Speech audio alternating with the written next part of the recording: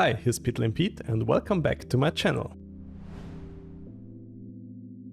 Today I will continue my iRacing review series called How Does It Feel?, where I focus on one of the most subjective topics in sim racing, the force feedback feeling of a car. The car I'm reviewing today is the Porsche 911 GT3. This car got recommended by one of you in the comments. The Porsche 911 GT3 is a rather unique car to drive. And how does it feel? Let's jump to the track. Okay, here we are now in the Porsche 911 GT3 car.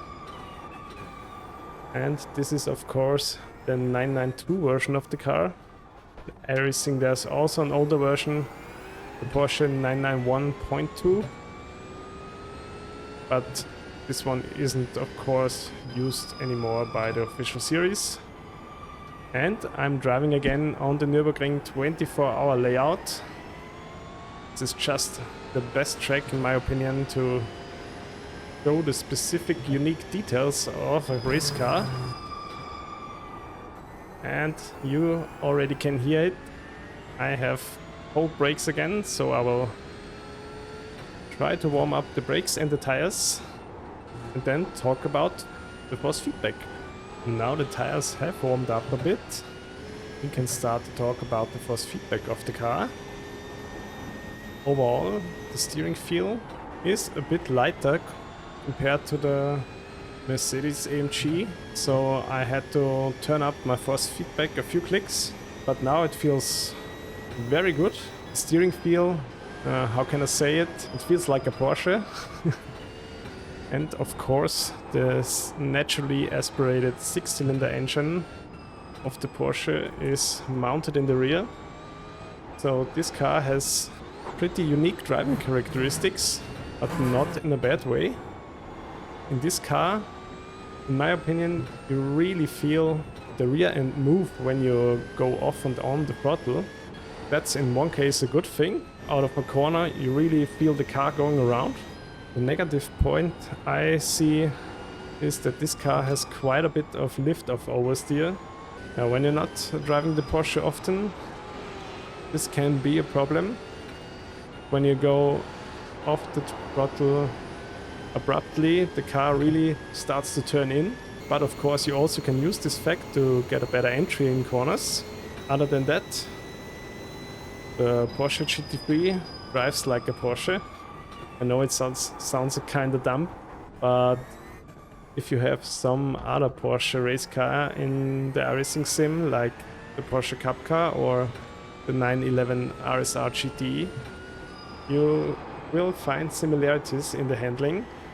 And now, when the tires are warm,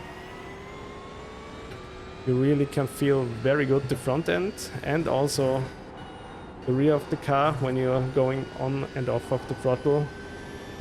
With low downforce setup, this car tends to be a bit unstable. So that's also one thing when you're having a setup with low wing. You have to be a bit careful in high-speed corners to don't lose the car. But that depends of course on the track and on the setup. All in all, I think the Porsche is a great car in the GT3 lineup of iRacing, and I really think you should try it out. It goes pretty okay over the curbs.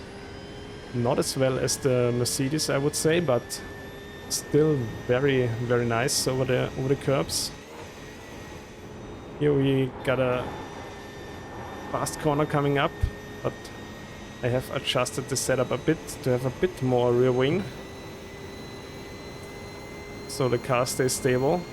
This car is featured in a lot of series in iRacing, which are very popular. All the GT3 series are very popular now because the GT3 cars in iRacing have received a new tire model, and I have to say I really like it. The only negative for me is that you have to warm up the tires extensively for a few laps before you can really push. And that's kinda a bit annoying when you're comparing different cars. So I would like to see some tire warmers get added to the sim. But yeah, that's just my personal opinion. When the tires are warm, all of the GT3 cars feel very nice now. You really can feel the flex of the tire wall and the load up when you're going into a corner. And the Porsche is featured in a lot of series, starting with the GT Sprint series and the GT Endurance series, where only GT3 cars are eligible. Then it's featured in the GT3 Fixed Setup series, which are short races. And the car is featured in the IMSA Fixed and Open Setup series. And of course in the Endurance Multiclass IMSA series. So you really got a lot of opportunities to race this car. The suspension of the Porsche feels also rather soft. Not as soft as in the Mercedes, but it still has some give to it. I mean, of course it depends on the setup, but overall you can see the car has a bit of body roll and a bit of give in the suspension. Really feels nice to drive. And with warm tires you kind of feel that the car wants you to push harder and brake that 1 meter later every lap. You just feel that it wants more from you. Yeah, I think I said everything there is to say about this car. The Porsche 911 GT3 is a blast to drive, but the driving characteristics are totally different to the Mercedes AMG we had in the last video. So this is really kind of the opposite in driving feel, these two cars. The Porsche being a rear-engined car with a much lighter front, and the Merc, of course, was a heavy front-engined car with a lot of force in the steering wheel at all times. And I highly recommend you to give this car a try when the next demo drive in iRacing is available.